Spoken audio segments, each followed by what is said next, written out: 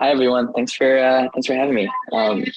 So uh, this FIP has received a lot of community attention amongst storage providers and various stakeholders in the Filecoin community. So we wanted, or on behalf of Crypto Econ Lab, who has authored the FIP, I wanted to give a brief summary of the motivation, why we think this FIP is something that maybe is a positive addition to the protocol.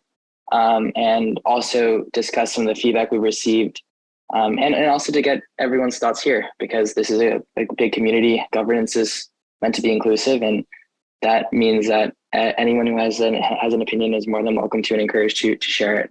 So with that in mind, I want to talk a little bit about the FIP motivation. To paint a brief picture of the current state of the Filecoin network, there is the kind of sense that current network incentives and parameters do encourage shorter term behaviors in alignment with the network. What that means is when storage providers commit sectors to the network, they can do so for a minimum of 180 days and a maximum of 540 days. But they're not rewarded for choosing to commit sectors for longer versus shorter. But we think that there's a benefit if you commit your resources like your storage and capacity to the network for longer.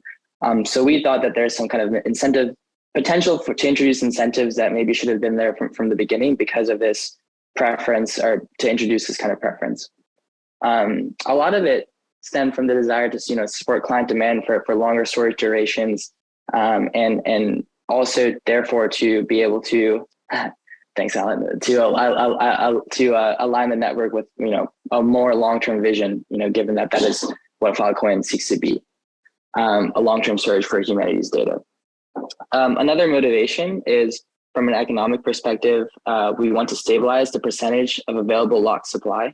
So the connection here is that when you commit, your kind of resources for longer, you're also putting up more collateral just to secure the network against potential attacks, etc. So that is another kind of aspect of the FIP. Is since September 2021, we have seen decreasing amount of supply locked. We think it's better for the network and the economy if we can increase that number in a productive manner. So the next slide talks about how we try to achieve that.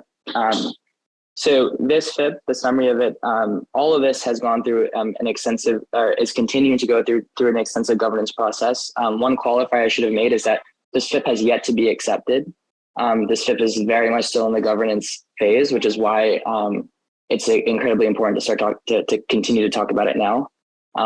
It's gone through some iterations, some changes based on community feedback, which is why we think that's so important. The core kind of idea of the FIP is we want to introduce a multiplier for all sectors. So the best analogy I can make is that similar to how Phil Plus awards storage providers a multiplier for storing useful data, we want to reward storage providers with a multiplier for storing their sectors for longer, committing their sectors for longer on the network. So there's a multiplier right now for useful data. We would love there to be a multiplier for longer term commitments to allow storage providers to kind of express a more bullish view or sentiment on the network itself. In alignment with that, we think that it would be good to increase the minimum sector duration time from 1 year. And increase the and therefore increase the maximum sector duration time to 5 years. Remember that previously it was 180 days and 540 days, so half a year and 1.5 years roughly. We want to scale that up a little bit to allow storage providers to be able to make these long-term commitments in the first place, and therefore get rewarded. If these slides are circulated, I've included the FIP discussion in the links. So you can click that link, and you'll see it's a very vibrant, lively, back and forth discussion in a very healthy, positive way. So please add your voices, and me and other members of Crypto Econ Lab and everyone are happy to respond and answer further questions there. That's the FIP summary. Next slide, we'll talk a little bit about the just brief specification. The short answer is, remember, we wanted to kind of increase the amount of fill locked in a productive manner. The equations shown here are just where we get the sector initial pledge calculation from. The important thing is not the nitty gritty of the calculation, but more that we want to change that 0.3 multiplier to 0.5. All that does is increase the sector initial consensus pledge as a percentage of fill circulating supply. That's one kind of aspect of the FIP. The bottom is the function, which is a sector duration multiplier function.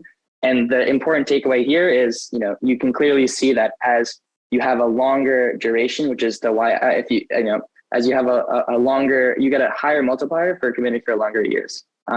So basically that tilts rewards towards being more aligned with the network goals for longer term commitments. That's, currently it's flat, every sector for however many years you get it, it's a horizontal line. There's no multiplier attached. We want to change it to tilt towards, more longer term incentives.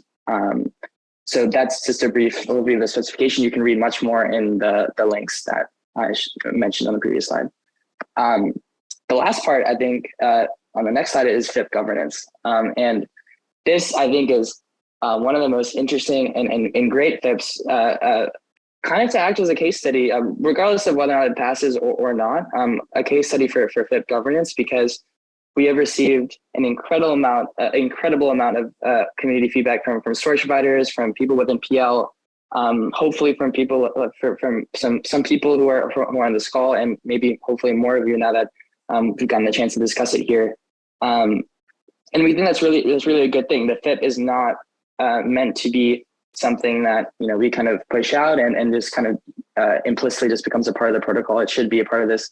There should be this governance process, and as a result, the FIP has changed in response to that. There were some parameters and some parts of the FIP that some storage providers and other people thought maybe we could change to become a little bit better, and we've done the relevant. Crypto Econ Lab has done and published the relevant modeling to support and lend more credence to certain parameters versus others, but everyone has the ability and are encouraged to share their opinions, because we think this FIP has become better over time as a result of that process.